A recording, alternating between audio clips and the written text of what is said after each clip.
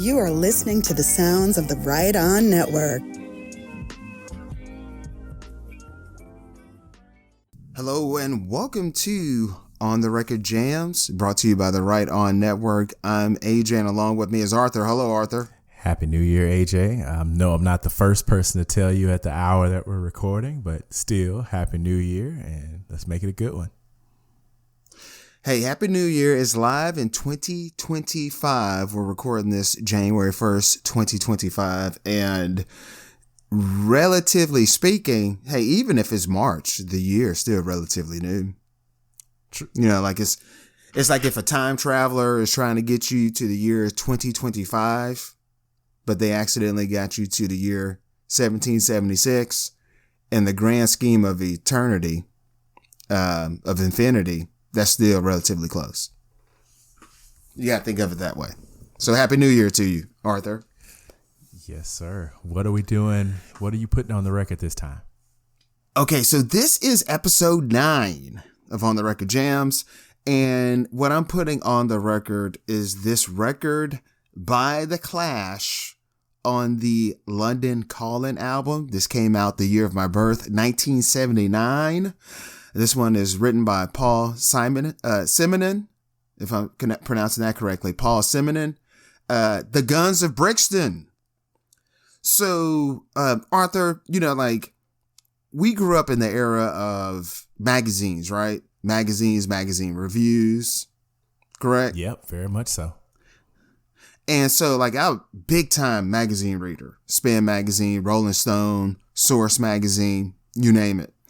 I spent a lot of time in the 90s reading magazines. And one thing that they would do is top 100 lists, top albums, that kind of stuff.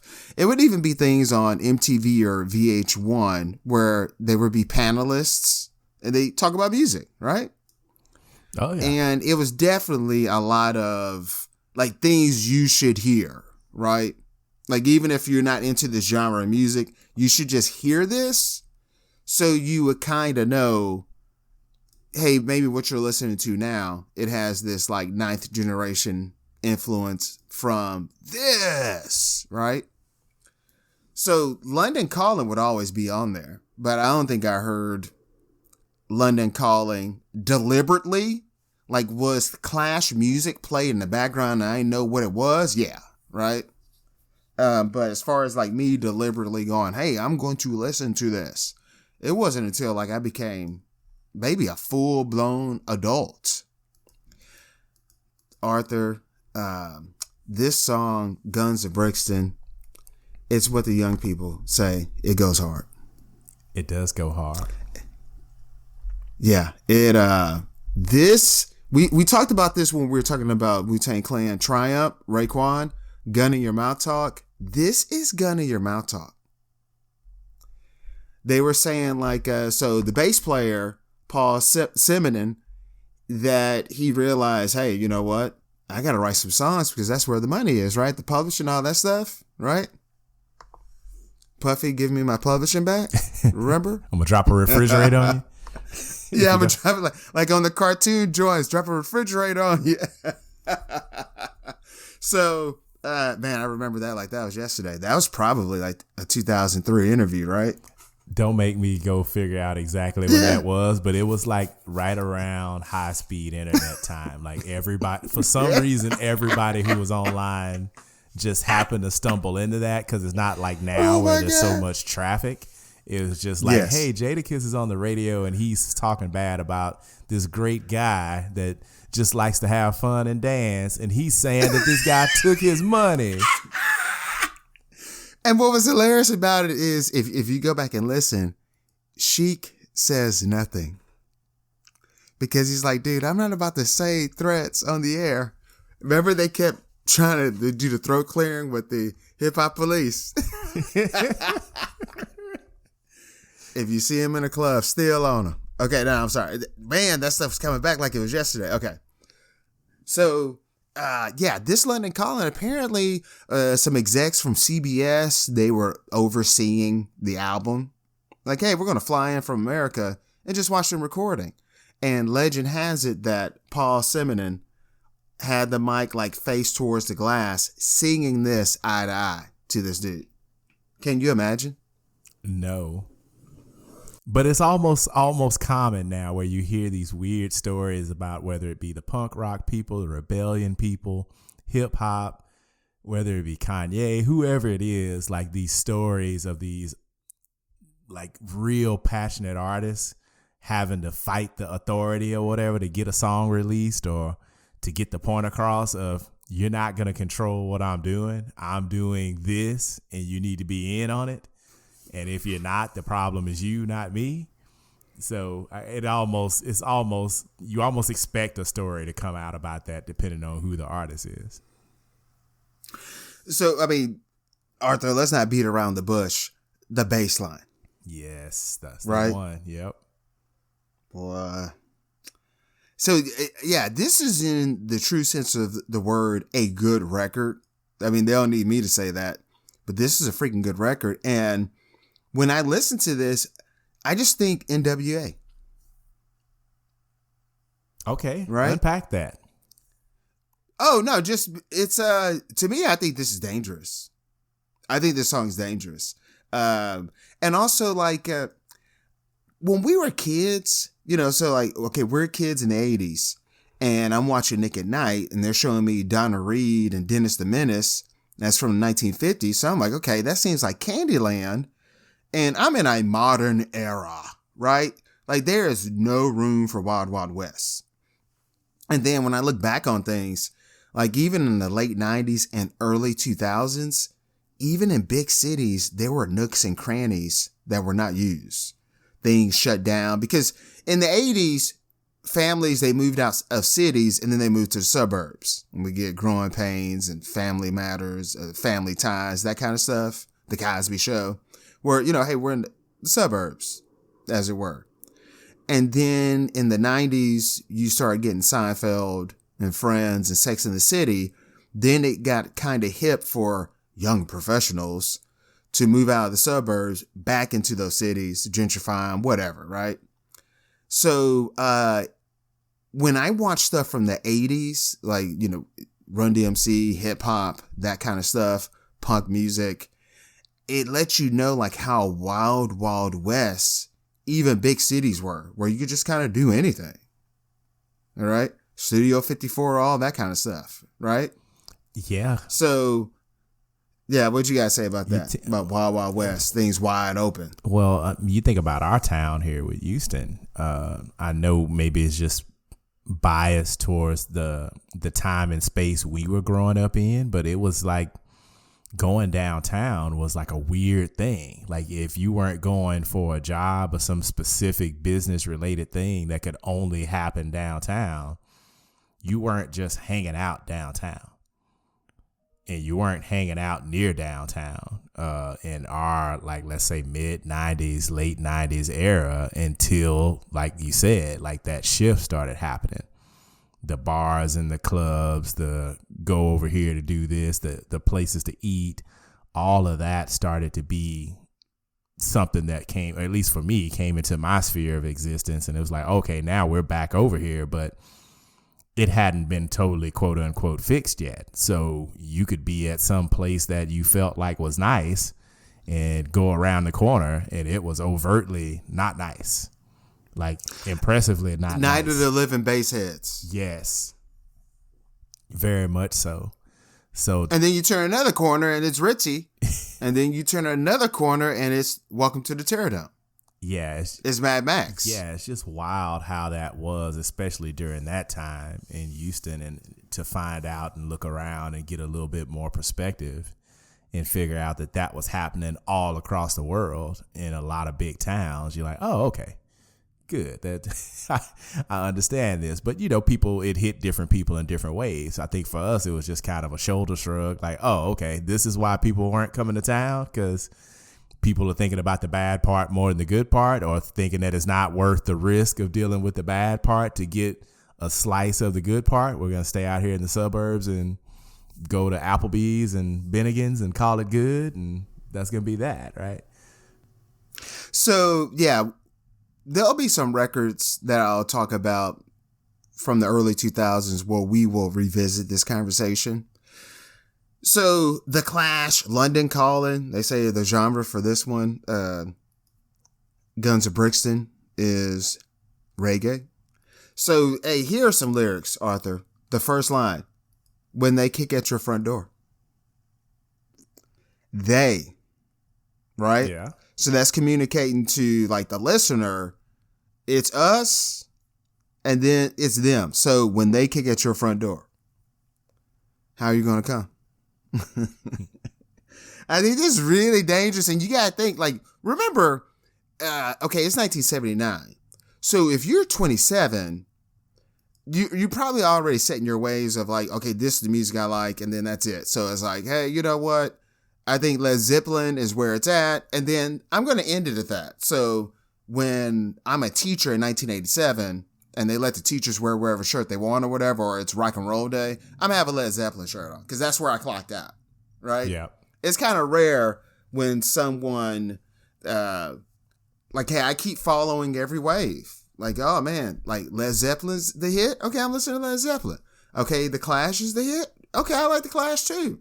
Oh, Blondie's a hit? Sure, yeah, why not? Okay, now NWA's a thing? Great. Usually it's like you hit this formative time, and then whatever that is, like, bam, that's it. I get the t-shirts for that, and even if we're 25 years in the future, you're still going to catch me in this Guns N' Roses shirt. Like, I'm not moving on from that, because this is where it peaked, right?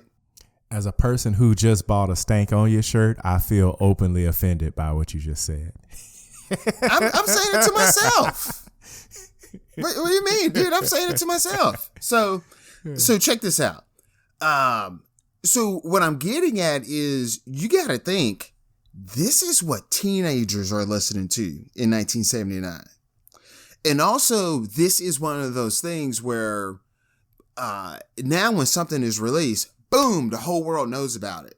So like kind of regionalism is kind of saturated because you can't really have it because everyone's getting everything at the same time. So like if in New York, if they got this new kind of fashion, yeah, I guess some of that can be held under wraps.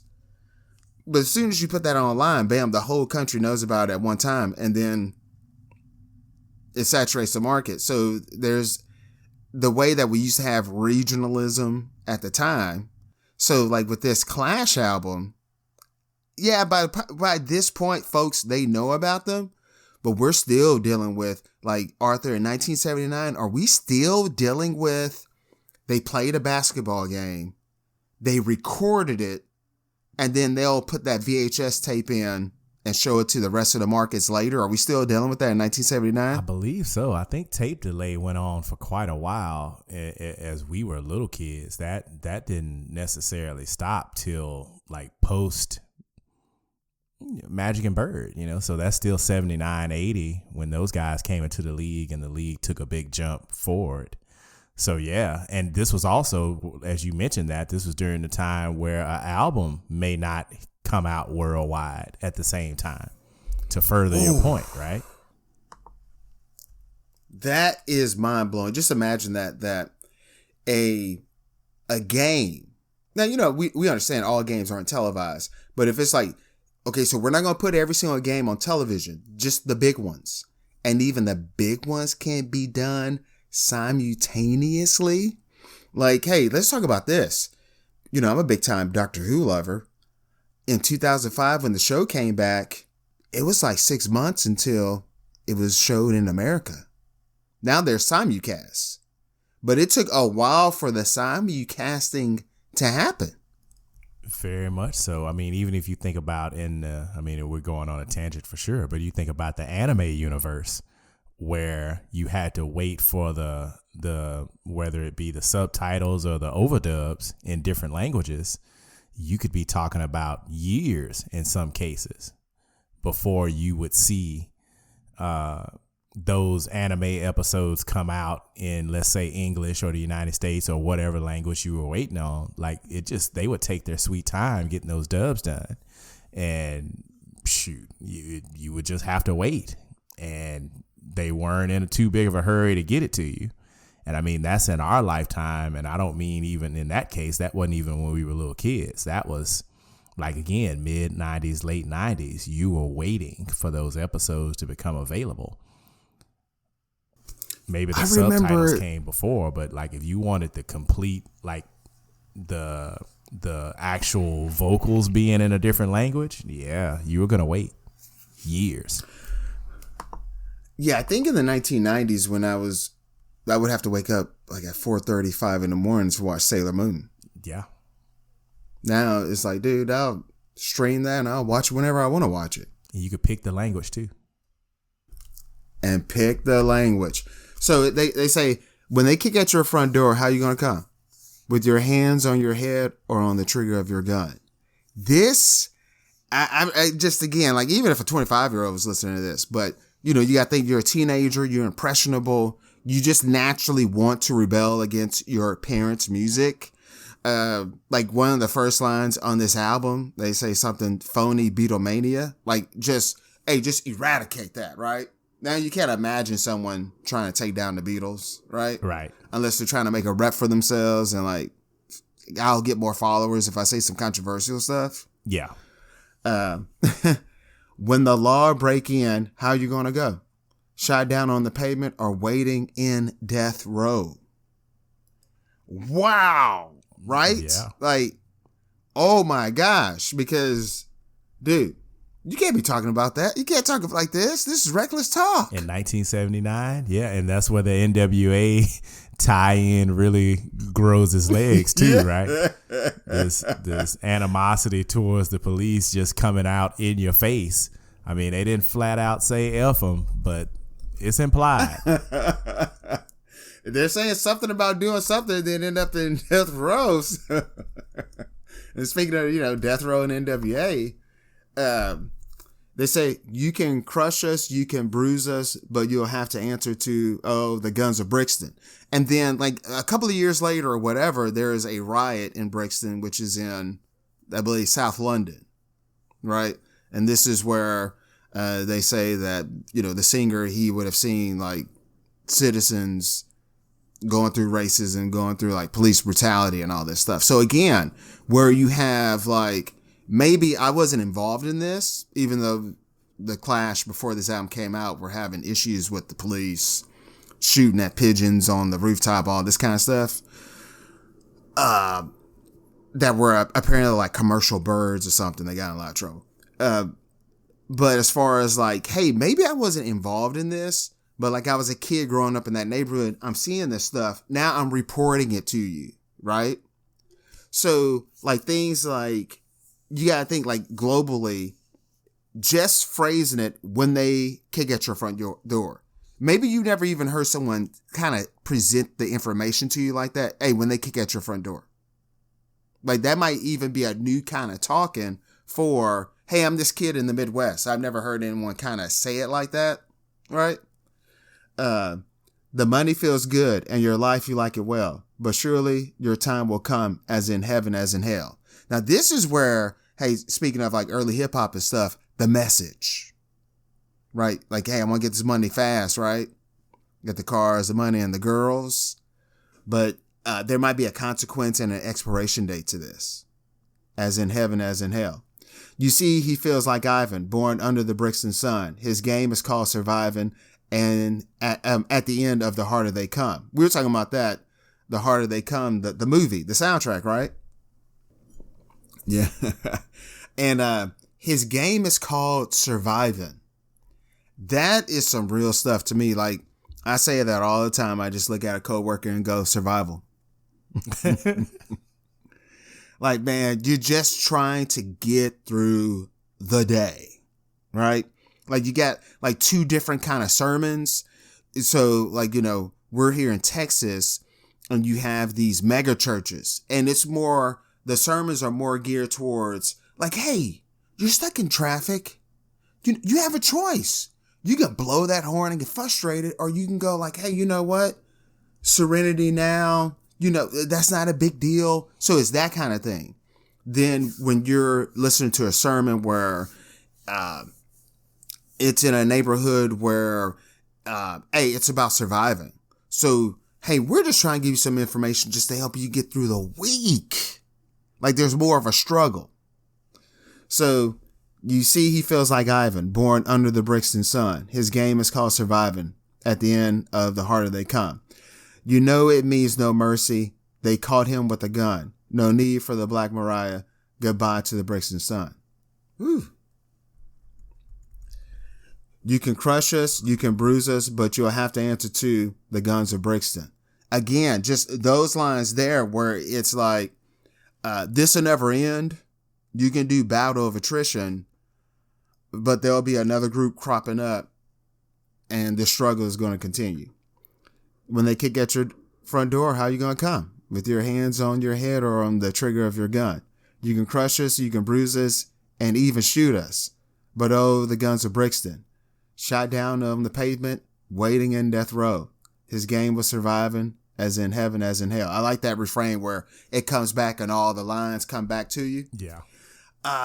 Arthur, like listening to this musically, or like the first time you listened to it for this assignment, like what was going on through your mind?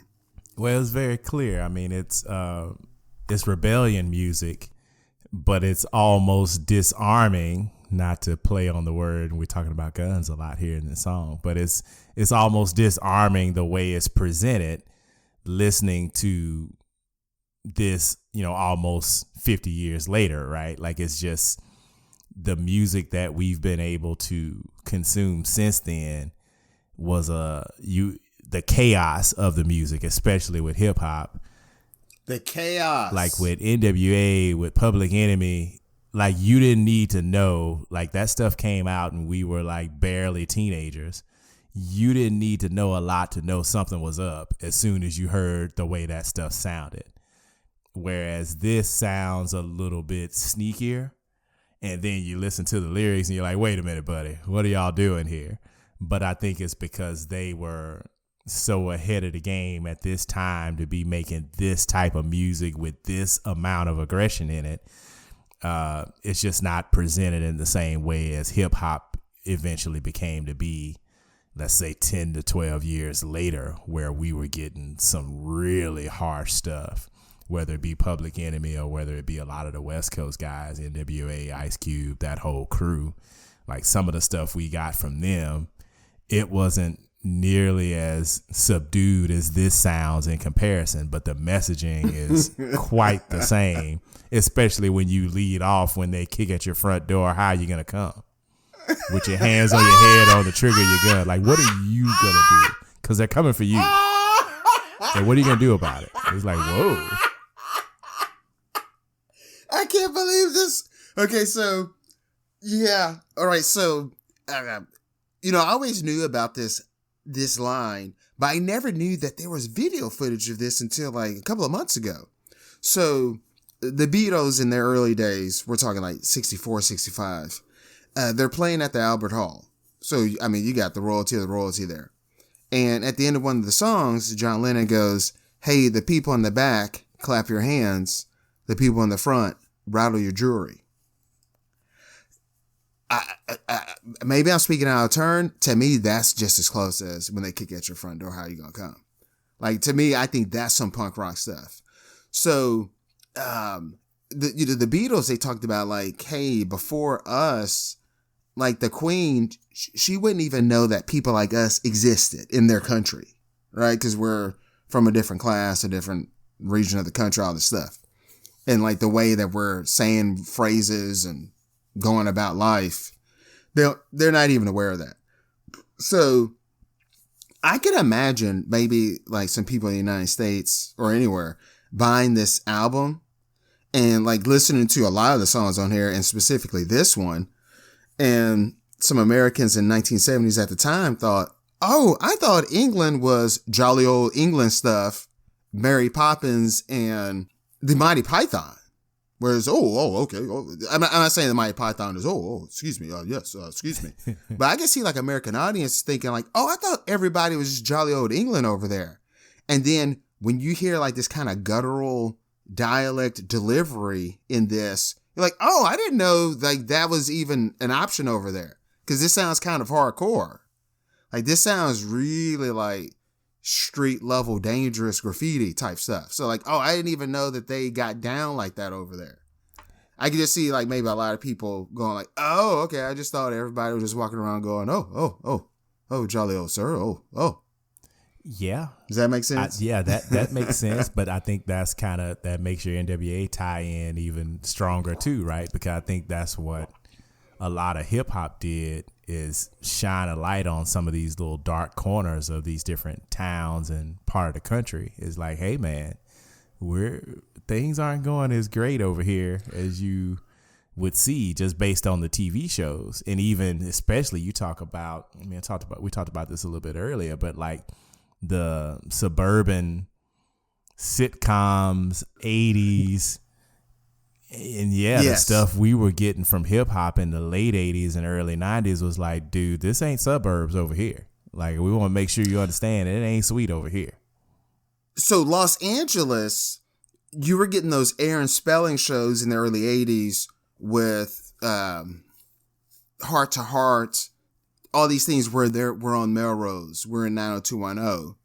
And then you have NWA where it's like, hey, okay, this is the same city. I remember that used to blow my mind too as a kid, where it's like, whoa, wait a minute.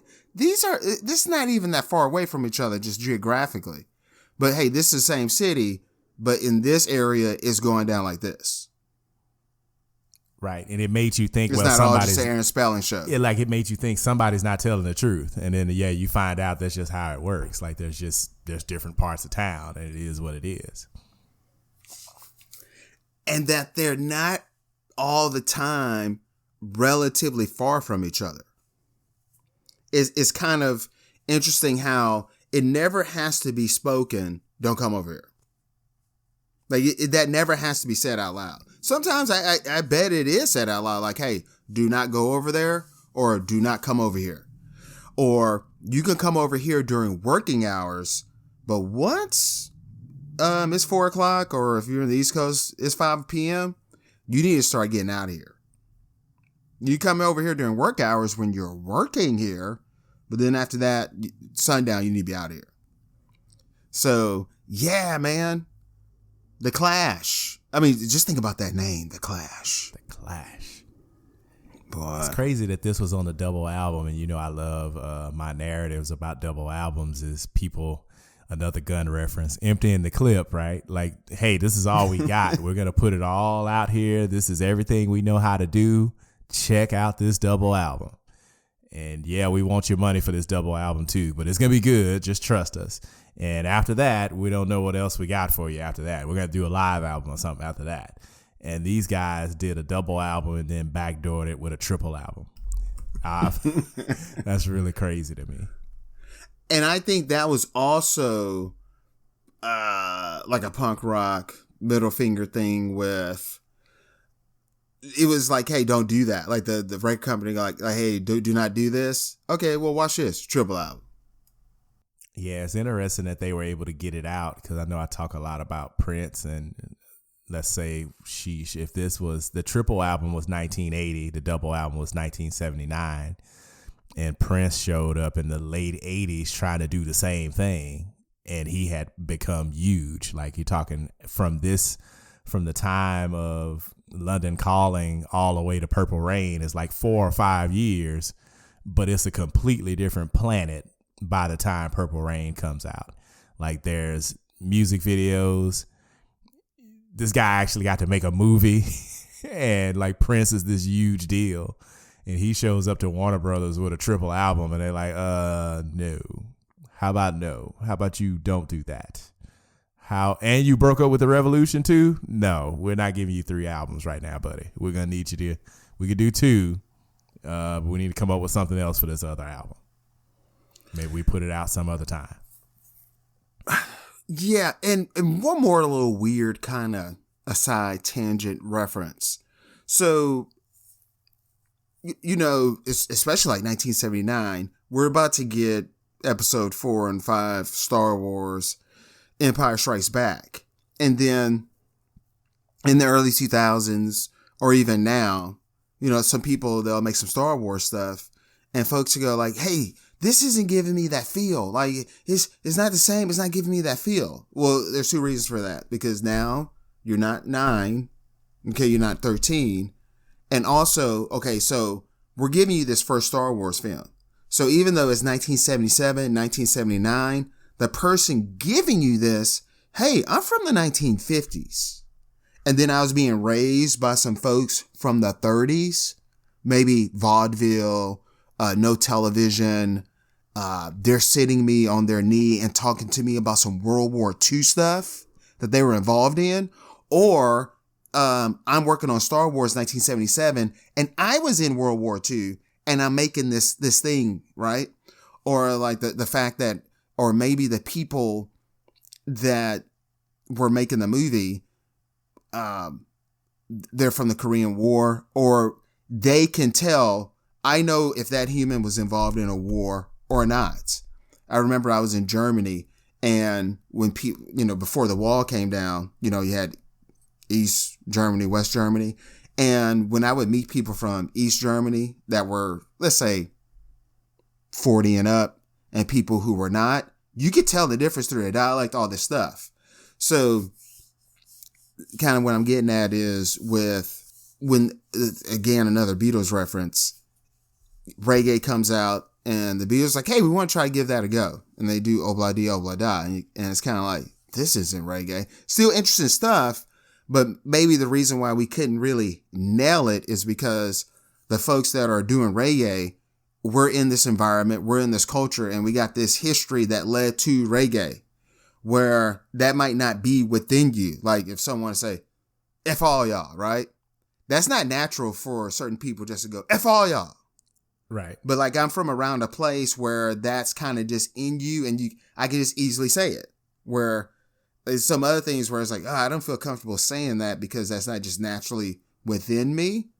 So we got another situation where you got the Clash. They're like, hey, we're going to give this reggae thing a go. And that could be kind of interesting. Whereas like, did they do it? Like, was this reggae?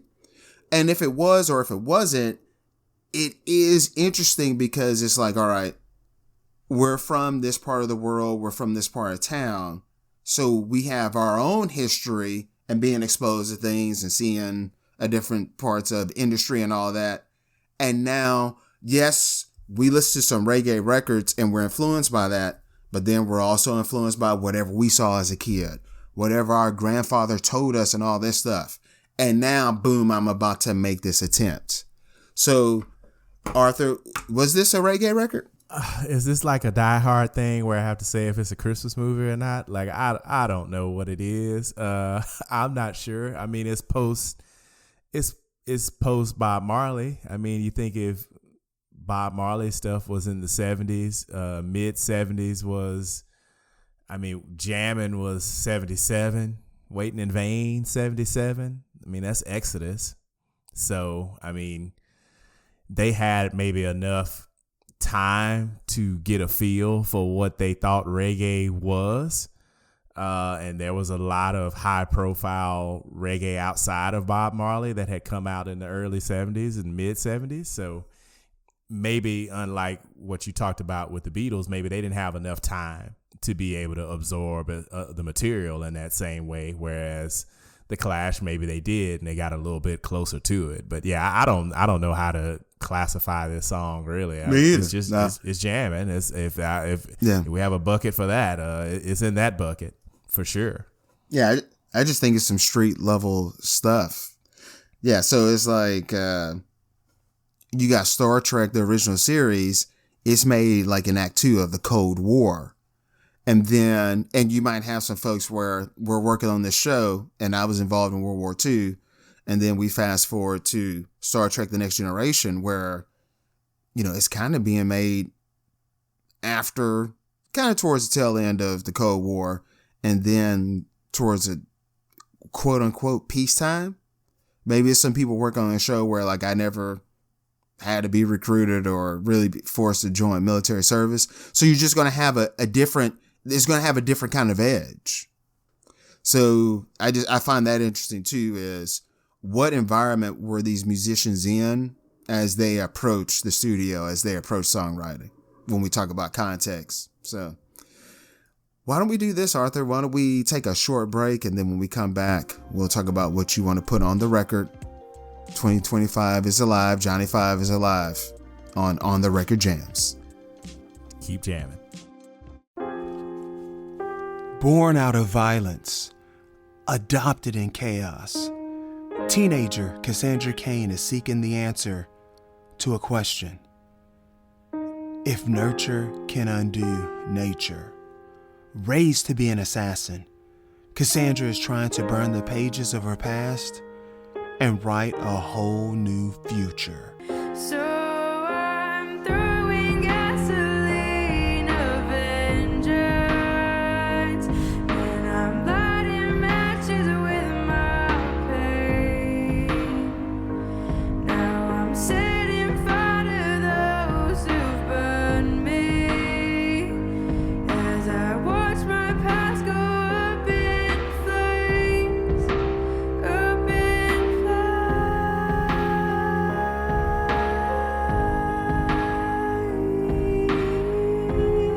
You can write to us at thehunterspodcast.com or go to Twitter at hunterspodcast. We're on Apple Podcasts, Spotify, and your other podcatchers. This podcast shares a feed with the Hunters Podcast, the Bad Girl Cassandra Cain podcast. Cheers. All right, guys. Well, this is episode 9 of On the Record Jams, brought to you by the Right On Network. Arthur and AJ are here with you, America's uncles that America deserves. Arthur, what are you putting on the record for episode 9? I want to put it on the record before I put a song on the record. That Jadakiss Diddy thing was 2005. So November 2005. It was a little bit more recent than I think maybe we thought. But yeah, that's still bordering on 20 years ago. No, that ain't recent. Like, I didn't think that was the 1990s. I knew that happened in the 2000s. Yeah, see, I thought it was right around the time of people having high-speed internet. So, yeah, that's about right. I had put it a couple years before that. But, yeah, refrigerator threats, November 2005. I didn't like refrigerators for 2 years after I saw that. Thank you. Yeah, like, like you're walking and it's a skyscraper and you're like, I hope a piano doesn't fall on me. A grand one at that. I hope Jadakiss isn't mad at me. Yeah, I hope Jadakiss isn't mad at me.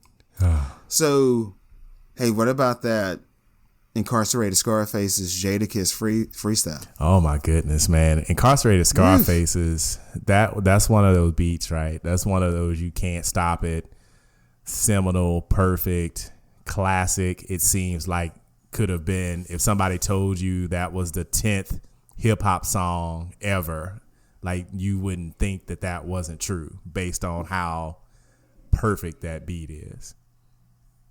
And it's just like one of 12 or 15 crazy beats on that same Cuban Links album. So, but yeah, Jada took it seriously.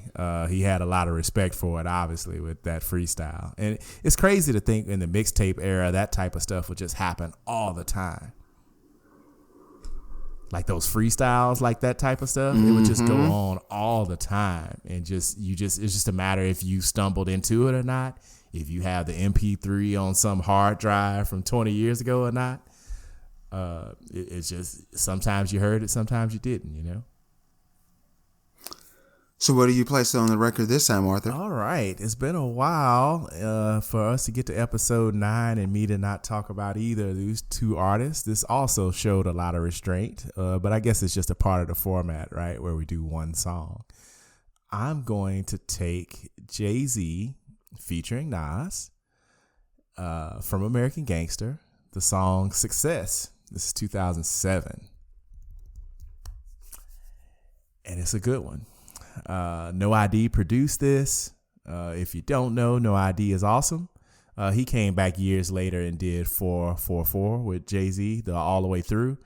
But before that time, No ID did a lot of Common stuff before Common got with the Soulquarians. So, and No ID did some stuff with Nas as well. So he's been around. He's a well-known, high-level, nice list of credits type producer for sure. And he did a good one on this, man.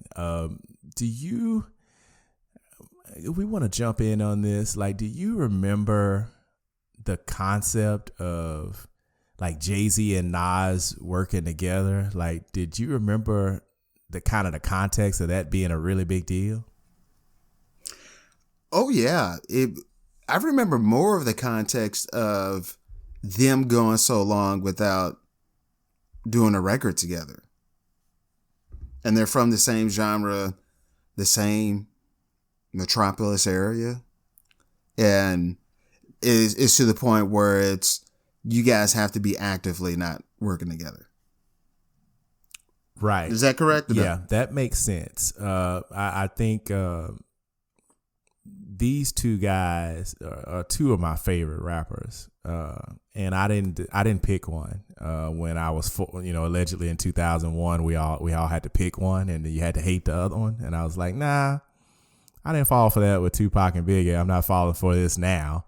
I just hope these guys don't die. You know what I mean? Like they were making all those songs about each other, and I was listening to every single one of them and loving it all. And I was just hoping, okay, hopefully these guys are more connected and smart to not, get shot in drive-bys or, the stuff that happened to, Tupac and Biggie. But, I was more worried about it from that standpoint, but I knew I wasn't going to just pick one over the other and decide that the other one sucked all of a sudden. Cause I mean, those guys were on my day one, I'm buying the album list for the longest, for it, back when that was a big deal, not, before streaming, right? You could just download it and now you got it now. But, when you had to go to Circuit City or Service Merchandise or Best Buy or whatever and get the CD, I've been with those guys since that time. So I know for me, them making songs together was something I was hoping would happen.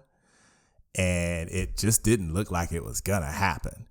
And then they made Black Republicans in 2006, and that went on Nas's album. Before that, Kanye West's second album is Late Registration. That came out in 2005. Okay, so Takeover and Ether and all of that was 2001.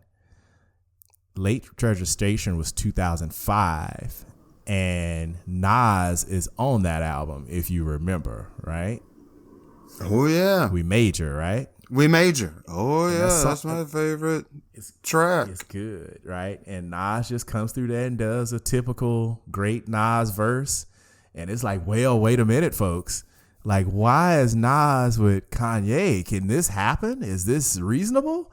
And that was like my kind of hoping Santa Claus was really real type moment. Like, are these guys going to eventually make a song together?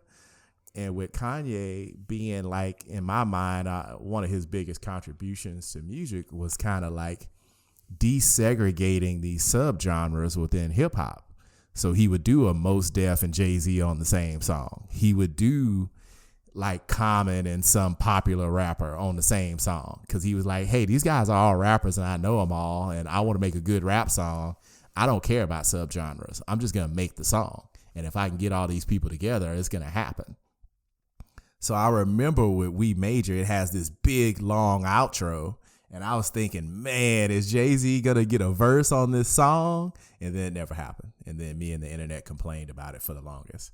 But then next year, we got Black Republicans, which I think people did a certain amount of complaining outside of just being glad that it had happened. Also, in that same context, you think about Jay-Z is probably more like a pro wrestler as it relates to how many times he's retired from rapping and then came back. You try to think about it. I mean, his first official album was Reasonable Doubt in 96. The Black Album was 2003. And the Black Album, I mean, if you remember that album, he talked the whole album about how he's not making any more albums. And he went on and on. Can I get an encore? Do you want more? If you can't respect that, the whole perspective is whack. Maybe you love it when I fade to black. Like, I'm leaving. Like, I'm out. And yeah, of course, he couldn't stay gone because he's Jay-Z. So 2006 was Kingdom Come. Not as well received. maybe too big, too fast, maybe like 2 or 3 good albums or part of 2 or 3 good albums smashed together in one. But then American Gangster comes out and is supposed to be like an accompaniment to the movie American Gangster. The story goes is that Jay-Z wanted to make like the soundtrack for the movie. And some kind of way that didn't work out. But for whatever reason, it worked out well enough for him to make an album the same year called American Gangster that was not the soundtrack. And he was able to use audio from the movie. And, you know, the movie came out the same year. So it was kind of wild for that to happen. And as a part of that, we got this, what do we call it? What did we call it in our day? The banger of success with Jay-Z and Nas going off and waxing poetic about how maybe everybody's one-dimensional concept of success is not all it's cracked up to be. And there's some things that can go wrong. And there's some things about it that aren't as good as it looks from the outside. And they're just both going in on it, man. I mean, and at no point did I say who had the best verse. At no point did I say, man, I don't know. I still hate one of them. They shouldn't be on songs together. I didn't do any of that because I was too busy turning that volume up, having the time of my life and loving that organ sample that just kept playing all through the middle of it as these guys just went off about success not being all it's cracked up to be, as a tie-in to the movie, and also as for them to do what they do best, which is go on and on about themselves. It's also funny to think Jay-Z made he made a soundtrack to to a movie, and the album is 100% about him. Which is almost too on brand. It's almost too on brand. It's almost funny for Jay-Z to do something like that, but he did it. Did you hear this like right at the time, or did you hear it after the fact? I believe I heard this right at the time. Yeah. So this is interesting because listening to you discuss this, because, okay, for me personally, the 50s and music, it has a feel. 60s as well. Of course, the 70s and 80s, it has a feel to me in the 90s. And then the 2000s or the aughts, and even the 2010s, I'm like, well, how do you describe that? Is from 2001 to 2020, is that just one big blob? So I'll be interested in going forward with this podcast if like the aughts or the 2010s, whenever that comes up, like how can we define it? Because to me, it just sounds like one big decade. I think it's really tricky because it almost depends on, it's like Double Dutch. It depends on when you jump in, right? And what song you hear and what artist do you listen to, because there's no quote unquote common threads. And I think in some cases, the people who got copycatted, because, you know, music is a copycat league, the people who got copied weren't always the most successful ones. So in some cases, especially in the last 20, 25 years, guys would make an album and maybe it didn't do well, but certain artists heard it, or certain DJs or producers heard it and said, oh man, we like that. We like that a lot. And we're going to you get penalized. Yeah, you get penalized when you're that first one going through the door.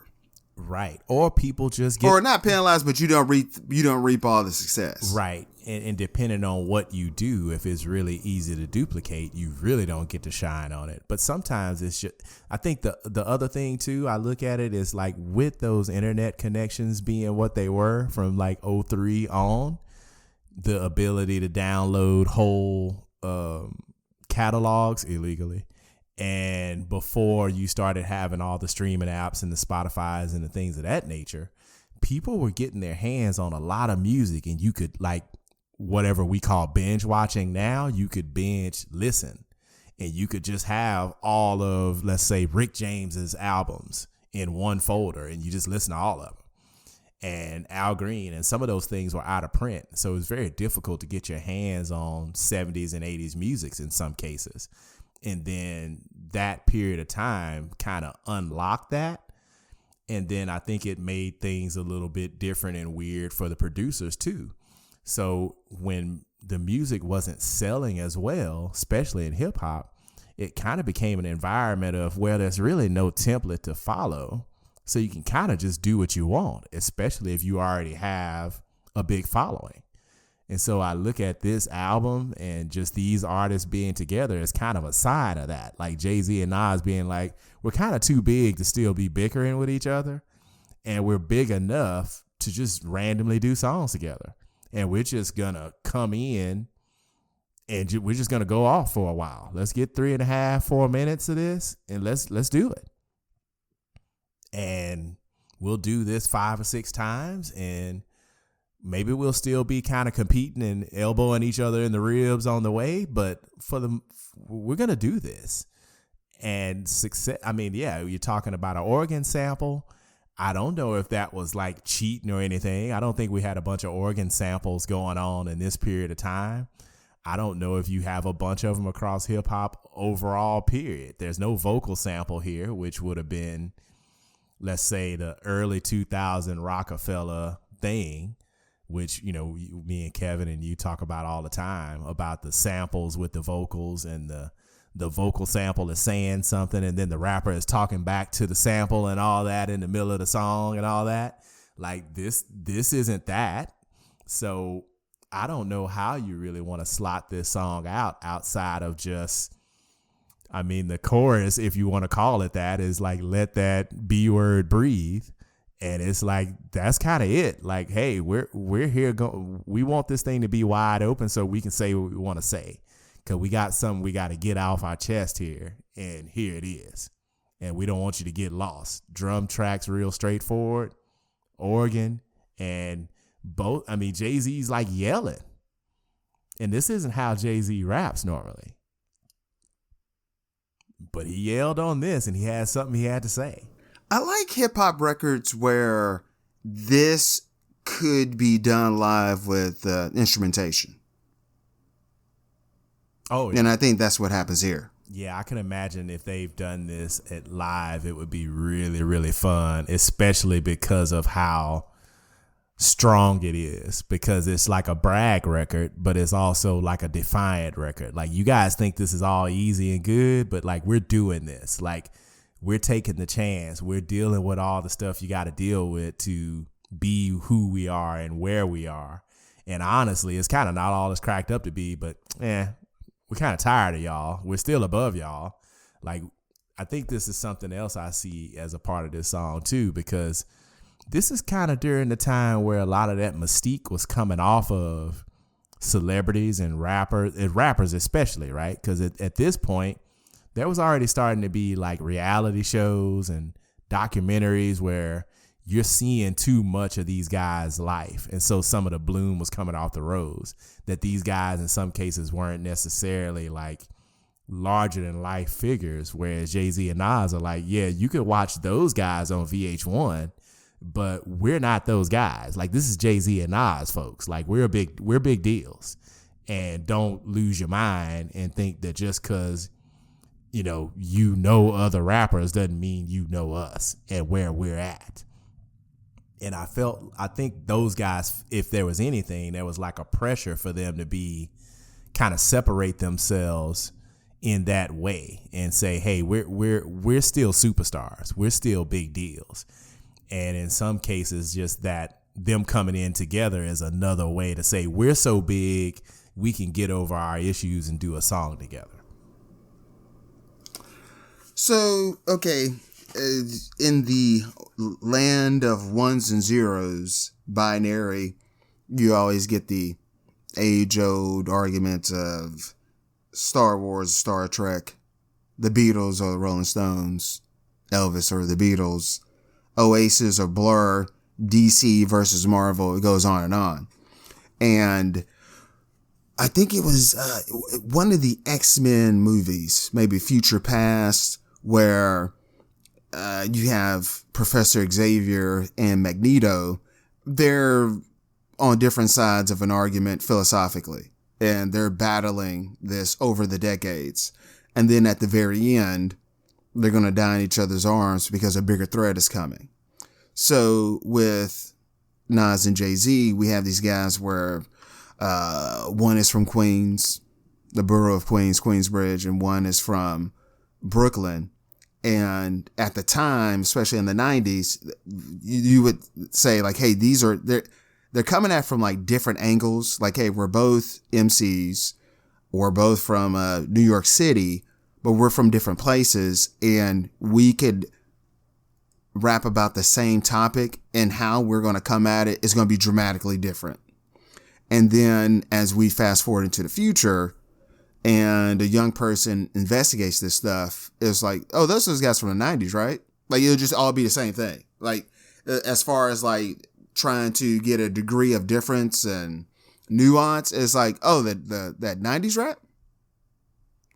So it's kind of interesting. It's always interesting when these two come together, like on Black Republicans or this song Success, because it's night and day. It's going to be attacked differently. And that's always interesting with those two. And like you're saying, like, hey, man, we're going to have to come together and do a record, because even if we're at odds, we're in certain ways, we're linked.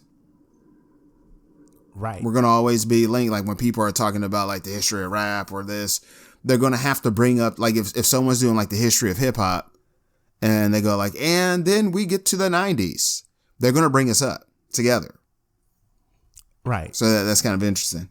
Right. And it's always I think that's the danger of when people look back from 10,000 feet up, you could make a mistake and say that these guys are the same type of rappers. And it's like, they just aren't.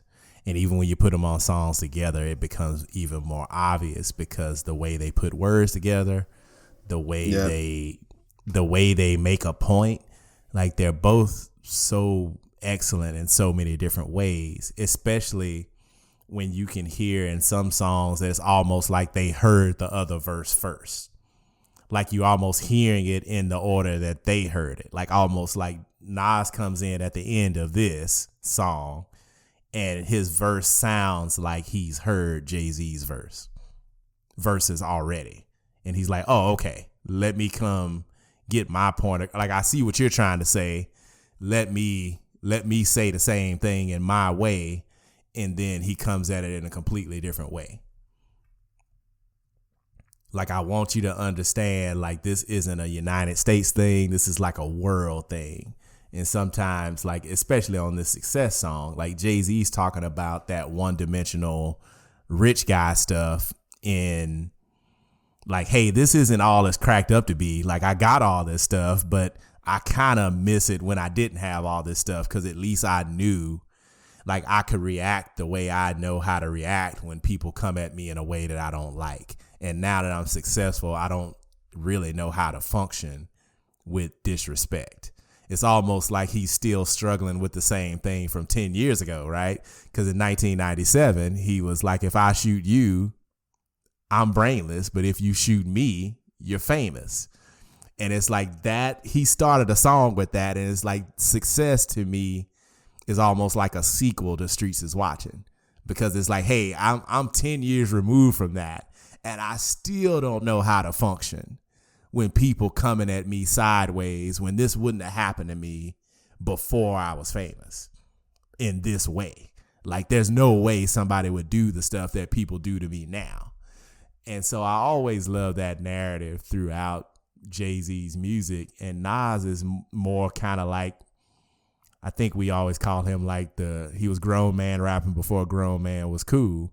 He was like, yeah, I kind of accept that this is all a part of the deal, but I'm just doing the best I can with it. And I'm going as far as I can with it. Like Google Earth Nas, I got flats in other continents. Like, I'm like, yeah, I'm so far beyond the stuff that y'all think y'all know about me. Like, I'm way ahead of y'all. Like, unbelievably ahead of y'all. And just for him to get that point across, like, I'm so far ahead that whatever you think you could take from me, you don't even know all the stuff I have, so you can't take it from me. Outside of what I have going on inside myself as a person that you absolutely can't take away from me. Like, I know Rock Marciano, one of the things I love about him, and I always make up excuses to bring him up on this show too, but like his thing is a lot of him talking about, hey, the external stuff is one thing, but what you can't take away from me is what's going on inside of me. Like, so the outside stuff is just the outside stuff, but I've earned my status on the inside, and that's impossible. You can't internet comment that away from me.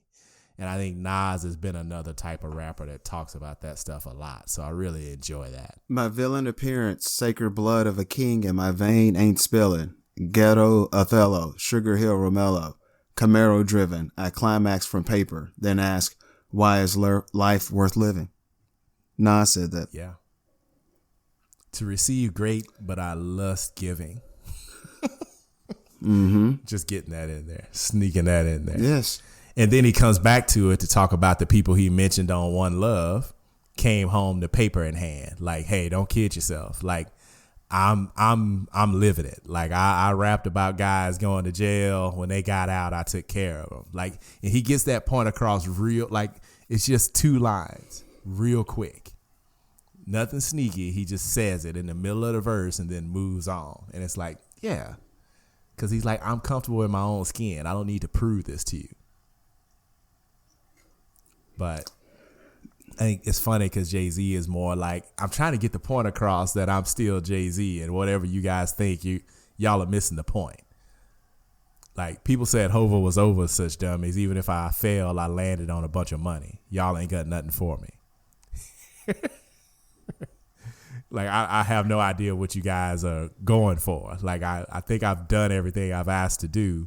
And I'm just kind of rapping because I feel like rapping. Like, so if you don't like my last album, it kind of annoys me, but I kind of don't care. I could just keep rapping. I could just make another album. And this is that. Final thoughts about this one, Arthur? Man, it's Jay-Z and Nas together, man. It went so well. Sorry Not Sorry from a few years ago went really well. It was kind of a follow-up to this. And it was the same thing, you know, them kind of elbowing each other in the ribs all the way through the verse, but you could tell they have a decent rapport, and they're both trying to quote unquote win as they grow as human beings and try to define what winning even means. Because again, you start from this one-dimensional place, just kind of want to have some money, kind of want to be famous. I want people to know who I am. I want everybody to know what a great rapper I am, how tough I am, how hard I am to get to or whatever. And, you know, all this stuff that these New York rappers talk about all the time. And still trying to grow from that. And I think it's really valuable and good that these guys are still here, that they were able to make so much music, even from this time in 2007 to now. How many times we've gotten a chance to hear from them. And I wanted to bring them up on this show as a, you know, what we do with a lot of artists. It's just another way to appreciate them. And also even to follow up on The Clash, to think about what type of sacrifice they made as artists to make the type of music they made. And yeah, people were able to come in after they made those songs and make, whether it be nicer versions or easier to stomach versions of those same types of songs. And a lot of our 80s life was filled with things that came after The Clash, where it was very, very clearly influenced by The Clash. And I look at this, fast forward, Jay-Z and Nas, like there's so many great rappers that are trying to do what these guys have just done, whether it be the volume of consistently good work, whether it be the lyrical talents and the ability to get the point across in so many different ways, you know, without having to make a 50-song album to do it. It's just, these are some special dudes, and it's really unfortunate sometimes. I always complain about this stuff, these algorithm type things, these polarized arguments, and you still got dudes going around now trying to compare them to each other. And it's like, well, comparisons, thief of joy is these are two guys that really firmly cement that in my mind, because in the 90s, I was loving both of them. And when I found out they had a problem with one another, I was interested because, at that age, low 20s, of course, you want to see some drama. But the fact that they were able to get over it and make some songs together and move on with it, like, I'm really glad that that's how this story went with these guys. And success is a success. It's a really good song. So it's crazy to think that we're closing in on 18 years since this song came out, but time is moving fast, man. Success is a success. We're on this side of it, January 1st, 2025. Good luck to all of you whenever you are listening to this. Arthur, how can they reach us to add to this conversation about these two records and the previous episodes we talked about? ontherecordjams@gmail.com. I have a confession to make, is that some of my stuff on my end was not set up as well as I thought. So I looked and saw we had some emails from before, and I was like, oh no. I thought I was receiving the emails and I wasn't. So I was able to reply to those during the holidays. And so now the lead time on those will be more reasonable. So if we get some feedback on that, we'll follow up and keep these conversations going. Because, I would love to hear more about The Clash. Usually with me, maybe it's because behind the music, I'm always interested in hearing about breakups and how groups stopped. Was it just a typical money dispute? Was it a drug thing? Was it just, hey, once you punk it up that many different ways, you do a double album and a triple album right after that? What else do you got to say? Like, I want to know more about what happened with The Clash. And I'm always interested in understanding how people take in hip hop in general, but certainly two of the best with Jay-Z and Nas. Like, really one of these times we need to come back and we need to get on this 6 album set that Nas did with Hit Boy. Over these last few years, the Magic series and the King Disease series, it ended up being 6 albums in something like 3 years or something like that. But we'll come back to that some other time. But on the record jams at gmail.com. On the Record Jams is on Facebook. We're also OTJR at Bluesky. We're on X the same way. We got a few different ways for people to get in touch with us. So have a really good handle on that now digitally. I had some old man technology stuff going on, but we're set up now. So if anything comes through, I should see it within a day or so at the most and be able to get back with people on that. We're here now. We're actually here now, for real now. Yes. So, hey guys, look. On the Record Jams, episode 9. Keep jamming, and remember to keep your lamp light trimmed and burning. And also, again, just to make sure they heard you, keep jamming.